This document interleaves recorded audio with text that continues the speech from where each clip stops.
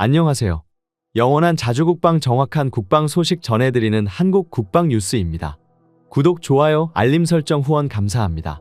폴란드 수도 바르샤바에서 남쪽으로 차를 타고 3시간 30분가량 떨어진 노바덴바 마을에는 폴란드 육군 제18포병여단이 주둔하고 있습니다. 폴란드 군 당국은 대한민국이 수출한 다연장 로켓 MLRS 천무 운용부대를 국내 언론에 처음 공개했습니다. 우리 한국의 명품 무기인 K9 자주포 3문과 천무 다연장 로켓 3문이 포신과 발사대를 하늘 높이 쳐들고 그 위용을 뽐내고 있었습니다. 천무의 폴란드 군 제식명은 호마르케이, 폴란드어로 바닷가재를 뜻하는 호마르에 한국으로부터 도입했다는 뜻에서 K를 붙인 명입니다. 폴란드군은 미국산 다연장 로켓인 하이마스도 도입하고 있는데 제식명은 호마르에이입니다. 폴란드의 또 다른 자주포 이름도 개를 의미하는 크라프인 것을 감안하면 기갑장비에 주로 갑각류 이름을 붙이는 것으로 보입니다. 18포병부대가 연대에서 여단으로 승격되었는데 18포병이 단독 작전이 가능한 부대로 확대됐다는 의미입니다. 폴란드 남부에 위치한 이 부대는 우크라이나 국경까지 차로 1시간 30분 거리인데요. 최전선에 있는 포병부대라는 의미이고 폴란드 군 최초로 호마르케이가 전력화됐는데 현재 15문을 운용하고 있습니다. 역시 대한민국이 수출한 K9 자주포 24문도 배치돼 있었습니다. 폴란드는 러시아 우크라이나 전쟁에 따른 군 현대화 일환으로 2022년 천무 288문을 도입하기로 했습니다. 천무는 1차 218문, 2차 72문에 대한 실행 계약이 모두 마무리되었습니다. 천무는 단발 또는 연속으로 12발의 로켓을 쏠 수 있습니다. 유도 로켓 등 다양한 사거리의 탄종을 운용할 수 있는데요. 폴란드형 천무 체계는 사거리 80km, 239mm 유도미사일에 더해 300km급 장사거리 유도미사일을 탑재하게 됩니다. 한화에어로스페이스는 폴란드에서 열린 국제방산전시회 MSPO 현장에서 폴란드 민간 방산업체 WB그룹과 239mm 천무 유도탄 현지 생산을 위한 양해각서 MOU를 체결했습니다. 호마르케이는 한화에어로스페이스가 발사대를 납품하면 폴란드 사격 통제 시스템과 폴란드 옐츠 트럭의 통합해 군 부대에 인도됩니다. 이들 조립은 노바덴바에서 동쪽으로 50여 킬로미터 떨어져 있는 국영 PGG 자회사 후타스탈로바올라 공장에서 이뤄집니다. 우크라이나 바로 앞에 위치한 이 공장에선 우크라이나전에 투입되고 있는 각종 기갑 장비들의 정비가 이뤄지고 있습니다. 다만 인근 사격장에서 18포병의 실사격 훈련이 진행 중이었지만 보안상 출입이 금지되기도 했습니다. 대신 부대 측은 야외 전술교장에서 호마르케이의 기동 시연을 선보였는데요. 포장된 도로에서는 80km 이상으로 달릴 수 있는 호마르케이 차량은 울퉁불퉁한 땅에 발이 푹푹 들어가는 모래에서도 30에서 40km로 유려하게 기동하는 성능을 보여주었습니다. 심지어 야지에서도 기동력을 유지하며 궤도형 이상의 작전 능력을 과시했는데요. 18포병여단 호마르케이 운용 장교인 베를라 올브리하트 소위는 호마르케이 장점으로 단시간 다량의 사격과 긴 사거리, 명중률을 꼽았습니다. 특히 기술적으로 매우 발전된 동시에 직관적이어서 승무원들이 새로운 장비의 기능을 빠르게 익힐 수 있고 의도한 대로 효과적으로 사용할 준비가 돼 있다고 극찬했습니다. 호마르케이 기동 시연을 하는 내내 인근 숲에서는 부대원들의 분대 단위 기동 훈련이 진행되고 있었습니다. 2시간여 체류하는 동안 소총 공포탄 100에서 200발이 불을 뿜었고 국민들의 안보 불안 해소를 위한 폴란드 군의 의지가 고스란히 전해지기도 했습니다. 그리고 최근 폴란드가 2일 광양항에 도착한 옐츠 트럭의 사진을 올리면서 이 트럭 위에 천무 발사대와 통합 작업이 이뤄질 것이라고 보도했습니다. 또한 이 차량의 천무 로켓 발사대가 통합되면 보름 후에 다시 폴란드로 배송될 것이라고 했습니다. 폴란드에서는 지금 이 트럭 한 장의 사진을 보고 큰 기대를 하며 설레하고 있습니다.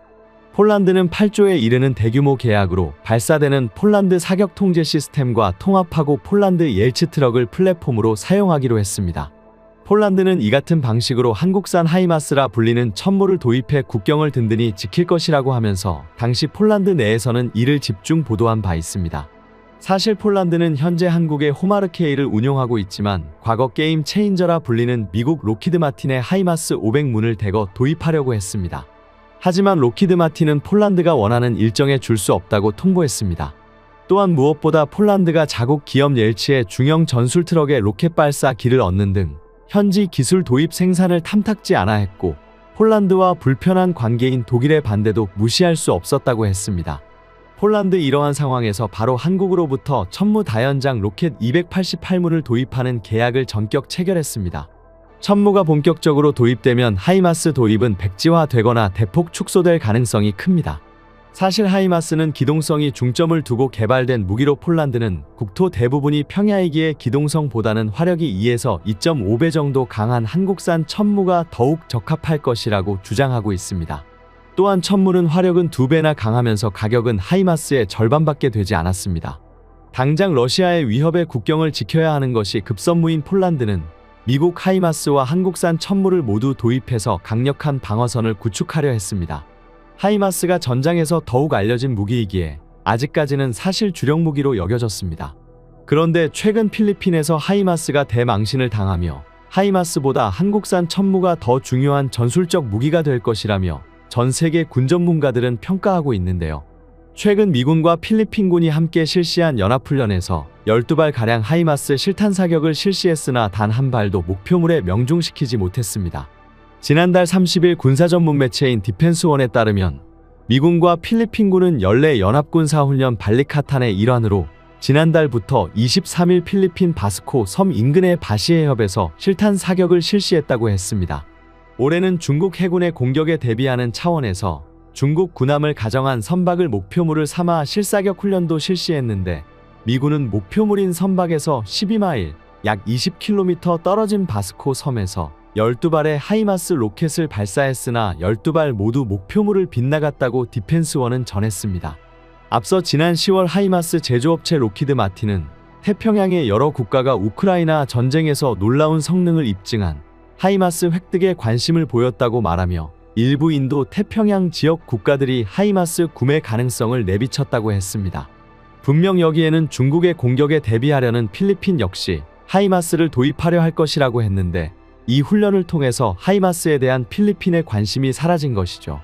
여기서 하이마스와 천무가 비교될 수밖에 없는데 천무는 50km 떨어진 목표물을 명중시킨 바 있습니다.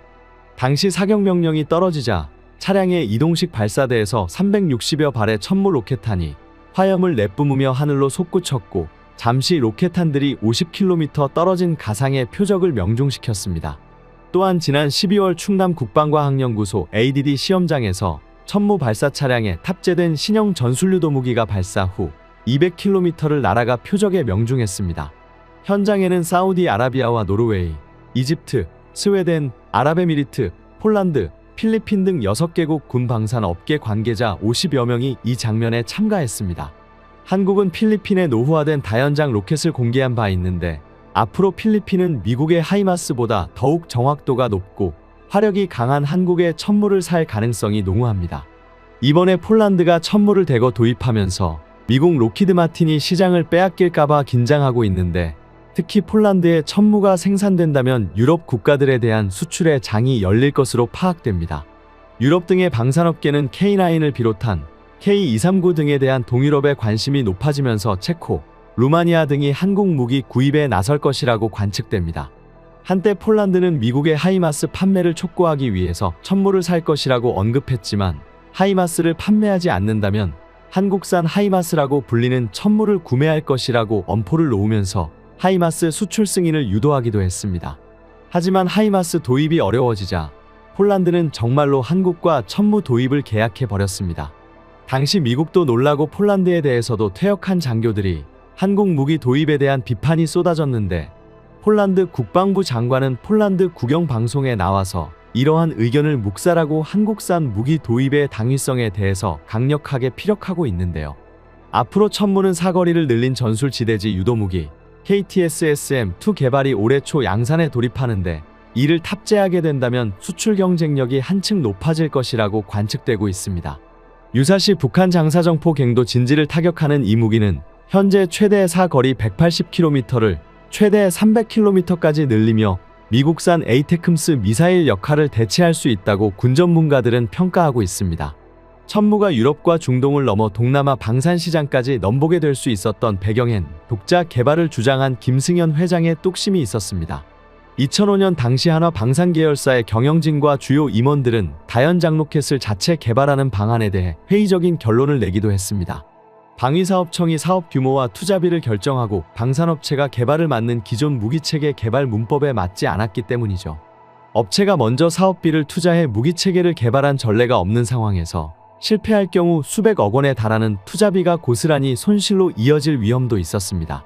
그러나 김승현 회장은 경영진에 실패해도 좋다. 자주 국방을 위한 기술은 남을 것 아닌가 라며 업체 주도 개발을 밀어붙였습니다. 2009년부터 2013년까지 개발이 진행된 천무는 2014년 군시험 평가까지 통과하며 한국 방산 역사상 최초로 업체가 주도해 개발한 무기체계가 되었는데요. 실패를 개의치 않고 독자 개발을 밀어붙인 김 회장의 기업가 정신이 천무 수출을 위한 발판이 된 셈입니다. 현재의 천무는 유럽과 중동을 넘어 동남아 방산 시장까지 그 위용을 떨치고 있습니다. 대표적으로 말레이시아입니다. 말레이시아가 전력 강화를 위한 행보를 이어나가고 있습니다. 올해 무기체계 획득을 위한 예산은 11억 3,100만 달러, 하나로 약 1조 5,200억 원 규모인데요. 업계 관계자는 중국과 대만의 양안 갈등을 비롯해 남중국해 긴장 강도가 높아진 가운데 인도네시아, 싱가포르, 필리핀 등 주변국 전력이 업그레이드 되는 영향으로 한국 방산에 있어서는 수출 성과를 높일 수 있을 것이라 언급했습니다. 실제로 말레이시아는 육군 전력을 끌어올리는 방안도 물색 중인데 한국의 K239 천무를 구매 리스트 1순위에 올려놓았습니다. 뛰어난 성능을 보여주자 말레이시아를 비롯해 많은 국가들이 장거리 다연장 로켓에 관심을 보이고 있습니다. 말레이시아에서도 필리핀과 영토 분쟁을 겪고 있는 사바주 인근을 비롯해 영토 방어를 강화하기 위해 K239 천무를 도입하고자 검토 중인데요. 실제로 이번 5월에 개최된 말레이시아 방산 전시회 DSK 2024에서 천무에 대한 높은 관심을 보였고 이에 자극받은 인도네시아에서도 장거리 포병 전력으로 천무를 도입하자며 언론 플레이를 진행 중입니다. 인도네시아와 말레이시아는 1990년대 초 브라질에서 개발한 아스테로스 다연장을 동시에 도입해 배치한 것으로 유명한데 동남아 국가들 중에서 자주포는 없지만 나름의 장거리 포병 전력을 구축하고 있습니다.